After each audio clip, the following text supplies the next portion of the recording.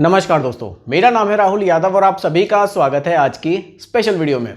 दोस्तों, मैंने कल एक वीडियो अपलोड की थी जिस पर कमेंट मुझे काफ़ी लोगों ने किए। कल की वीडियो मैंने एचडीएफसी के एक म्यूचुअल फंड पर बनाई थी, बैलेंस एडवांटेज फंड पर। तो उसको लेकर लोगों ने कमेंट मुझे काफ़ी किए कि सर आप आईसीआईसीआई प्रूडेंशियल के इक्विटी एंड डेट फंड पर वीडियो बनाइए।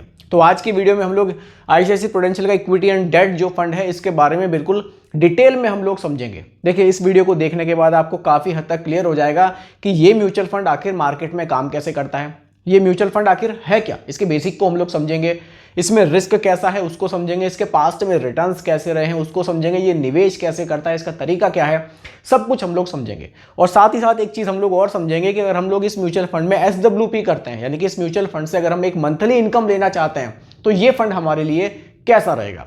तो वीडियो आप लोगों के लिए काफ़ी ज़्यादा इंफॉर्मेटिव ये होने वाली है, बहुत ही ध्यान से देखिएगा और समझिएगा। और दोस्तों, अगर आप लोगों के मन में भी कोई ऐसी बात है, कोई ऐसा कंफ्यूजन है जिसको आप मेरे साथ शेयर करना चाहते हो तो आप लोग कमेंट मुझे कर दीजिएगा, क्योंकि फिलहाल ये कमेंट्स वाली सीरीज चैनल पर कंटिन्यू है। आपके कमेंट पर भी वीडियो आपको देखने को ज़रूर मिलेगी। तो चलिए वीडियो को स्टार्ट करते हैं। देखिए, फंड का नाम मैंने लिख दिया है ICICI Prudential equity and debt fund. सबसे पहले जो मैं बात करूंगा वो यहां पर बात करूंगा बेसिक पर। देखिए, ये जो म्यूचुअल फंड स्कीम है ये एक हाइब्रिड म्यूचुअल फंड है। हाइब्रिड म्यूचुअल फंड, इसको आप ध्यान से समझिए। हाइब्रिड म्यूचुअल फंड का मतलब है कि ये जो म्यूचुअल फंड स्कीम है ये आपके पैसे को इक्विटी में भी निवेश करेगी, इक्विटी यानी कि स्टॉक मार्केट, और डेट में भी निवेश करेगी यानी कि गवर्नमेंट सिक्योरिटीज में, कॉर्पोरेट बॉन्ड्स में भी आपका पैसा जाएगा, दोनों जगह आपका पैसा जाएगा। ये एक हाइब्रिड म्यूचुअल फंड है। लेकिन हाइब्रिड म्यूचुअल फंड होने के साथ साथ एक चीज और आप ध्यान से समझिए, ये एक एग्रेसिव हाइब्रिड म्यूचुअल फंड है। एग्रेसिव हाइब्रिड, क्योंकि अगर आप हाइब्रिड कैटेगरी को देखेंगे तो इसमें काफी सारे फंड्स आपको मिलते हैं, लेकिन ये एक एग्रेसिव हाइब्रिड म्यूचुअल फंड है। अब इसमें डिफरेंस क्या है? देखिए, हाइब्रिड कैटेगरी में क्या होता है, एक आपको कंजर्वेटिव हाइब्रिड मिलता है, एक आपको एग्रेसिव हाइब्रिड मिलता है। तो ये अग्रेसिव हाइब्रिड है, ये जो आपका पैसा निवेश करेगा ये ज्यादा पैसा आपका इक्विटी में करेगा, यानी कि 70% तक, या हो सकता है कि 75 तक भी आपको देखने को मिले, वो आपका पैसा इक्विटी में जाएगा, और एक छोटा पोर्शन यानी कि 25% 30% के आसपास आपको डेट में देखने को मिलेगा। इसका एक तरीका है निवेश करने का, इस तरह से मार्केट में निवेश करता है। अब इसके बेनिफिट को समझिए। पूरा पैसा आपका इक्विटी में नहीं रहता, कुछ पैसा आपका डेट इंस्ट्रूमेंट्स में भी रहता है। इसमें अच्छी बात यह है कि अगर आप लॉन्ग टर्म के लिए निवेश कर रहे हैं तो इक्विटी की ग्रोथ का आपको बेनिफिट अच्छा खासा मिलता है, और अगर मार्केट में गिरावट है तो ये आपको थोड़ा सा प्रोटेक्ट भी यहाँ पर करता है, क्योंकि आपका कुछ पैसा डेट में भी इन्वेस्ट है। ये पूरा पैसा, मतलब जो पूरा आपका पैसा है वो स्टॉक मार्केट में इन्वेस्ट यहाँ पर नहीं है। लेकिन इसका ये मतलब नहीं है कि इस म्यूचुअल फंड में रिस्क नहीं है।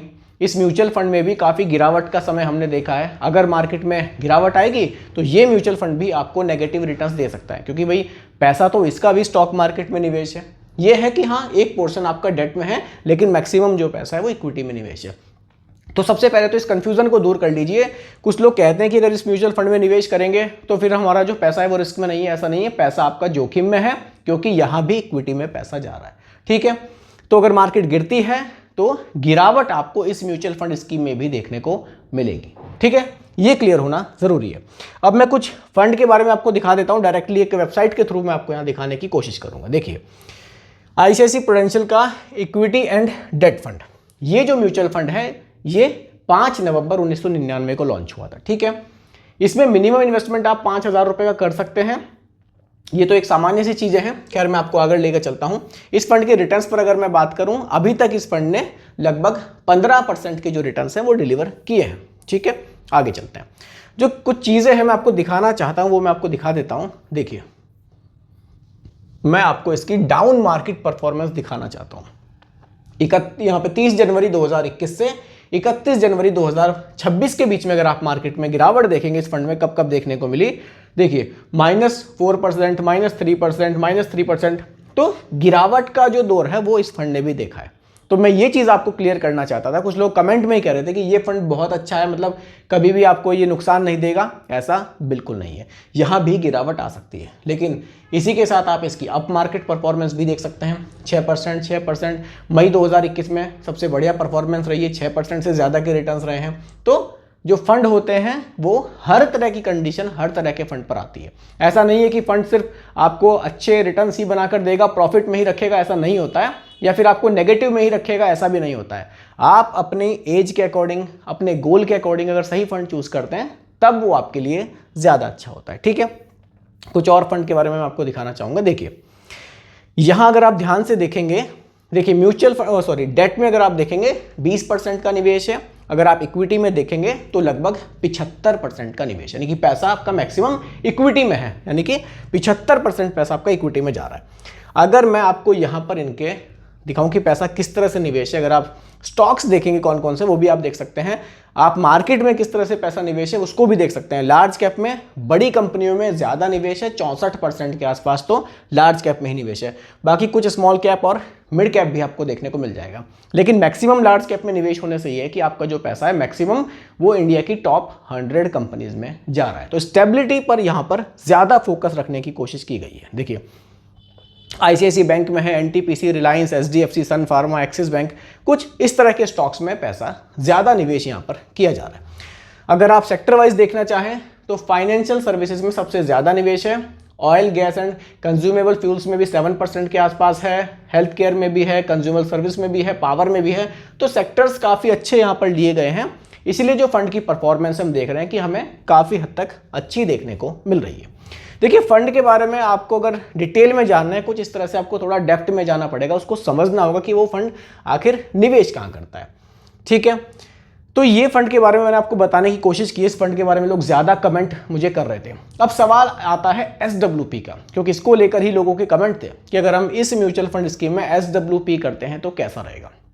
देखिए SWP की जा सकती है, SWP की जा सकती है, मंथली इनकम आप यहां से जनरेट कर सकते हैं, क्योंकि हाइब्रिड फंड है, इक्विटी में भी है, डेट में भी है। SWP के लिए आप इसको ठीक कह सकते हैं, लेकिन इस फंड पर ब्लाइंडली ट्रस्ट करके SWP मत कीजिएगा, क्योंकि अगर मार्केट में गिरावट आती है तो ये भी फंड गिरेगा। कुछ लोग क्या करते हैं, SWP जब करते हैं कुछ गलतियां वो करते हैं, वो क्लियर कर देता हूं। क्या हो जाती है, हम ज़्यादा पैसा विड्रॉल करने लगते हैं। तो ज़्यादा पैसा विड्रॉल मत कीजिएगा। आप 6% के आसपास भी अगर विड्रॉल करते हैं तो एक सामान्य सा विड्रॉल है, उसको आप कंटिन्यू कर सकते हैं। ठीक है, दूसरी बात, फंड से बहुत ज़्यादा रिटर्न्स की उम्मीदें कर लेते हैं कि ये तो बहुत ज़बरदस्त रिटर्न्स देगा, तो वहाँ भी कई बार हम धोखा खाते हैं। तो रिटर्न्स जो है आप पास्ट में देख सकते हैं, लेकिन फ्यूचर में वही रिटर्न्स आपके कंटिन्यू रहेंगे ऐसा नहीं है। मार्केट कैसी रहेगी फ्यूचर में, उसी के हिसाब से आपको रिटर्न्स मिलेंगे, क्योंकि आपका जो पैसा है वो स्टॉक मार्केट में निवेश हो रहा है। मार्केट की चाल जैसी रहेगी उसी तरह से आपको रिटर्न्स यहाँ पर मिलते हैं, क्योंकि एक एवरेज रिटर्न्स आपको मार्केट के यहाँ देखने को मिलते हैं। ठीक है, ये थोड़ा सा बेसिक सी चीज़ें हैं, ये समझने ज़रूरी है। मंथली इनकम आप ले सकते हैं, लेकिन वही चीज़ों का ध्यान रखना है कि ज़्यादा पैसा विड्रॉल नहीं करना है। और अगर आप SWP ले रहे हैं, फंड में पैसा डाला है, तो थोड़ा सा वेट कीजिए, कम से कम 1 साल तक पैसे को फंड में निवेश रहने दीजिए, उसके बाद से आप SWP स्टार्ट करेंगे तो आपके लिए ठीक रहेगा। अब देखिए पिछले, अगर मैं कुछ टाइम का रिकॉर्ड आपको SWP का यहाँ दिखाऊं, देखिए SWP के ऑप्शन पर चलते हैं। देखिए यहाँ पे 10 लाख रुपए का निवेश है, 6,000 रुपये महीने का जो विड्रॉल है वो ले रहे हैं हम, और 20 अगस्त 2016 से 28 फरवरी 2026 तक की अगर हम लोग यहाँ पर बात करें तो यहाँ पर जो हमने इंस्टॉलमेंट ली है 114 इंस्टॉलमेंट, यानी कि इतना पैसा हम लोग विड्रॉल कर चुके हैं। कितना, 6,84,000 रुपये का विड्रॉल लिया जा चुका है, और अभी भी जो वैल्यू है वो लगभग 23 लाख रुपए के आसपास बच रही है। अब देखिए विड्रॉल भी हमने ठीक ठाक लिया, 10 लाख रुपए निवेश किया, 6,84,000 का विड्रॉल लिया, उसके बाद भी 23 लाख का अमाउंट हमारे पास बाकी है। ये अमाउंट इसलिए बाकी है क्योंकि रिटर्न्स यहाँ पर 14.91% के हमें देखने को मिले हैं। कब से, 2016 से 2026 के बीच में। तो ये समझने वाली चीज़ है कि रिटर्न्स अगर हमें अच्छे मिलते हैं, हम SWP थोड़ा सा एक सही तरह से लेते हैं कि बहुत ज़्यादा हम लोग पैसा जो है वो विड्रॉल नहीं कर रहे हैं, तो हमारा जो निवेश है, जो हमारा मूलधन है, वो भी फिर धीरे धीरे बढ़ता है। कंपाउंडिंग का बेनिफिट इसी तरह से मिलता है, कुछ आपने विड्रॉल ले लिया, कुछ आपका पैसा कंपाउंड हो रहा है। तो SWP का फायदा तभी है जब विड्रॉल आप एक सामान्य दर से लें, बहुत ओवर विड्रॉल आप ना करें। बाकी दोस्तों ICICI Prudential equity and debt fund के बारे में जो लोगों ने मुझे कमेंट किए थे, उम्मीद करता हूं काफ़ी हद तक उनके डाउट क्लियर हुए होंगे। बाकी ये रिकमेंडेशन मेरी तरफ से नहीं है, सिर्फ एजुकेशनल पर्पस वीडियो आप लोगों के लिए बनाई गई है। पसंद आई हो लाइक शेयर जरूर कीजिएगा, चैनल पर नए हैं सब्सक्राइब कीजिएगा। मिलते हैं जल्दी एक और नई वीडियो के साथ। धन्यवाद।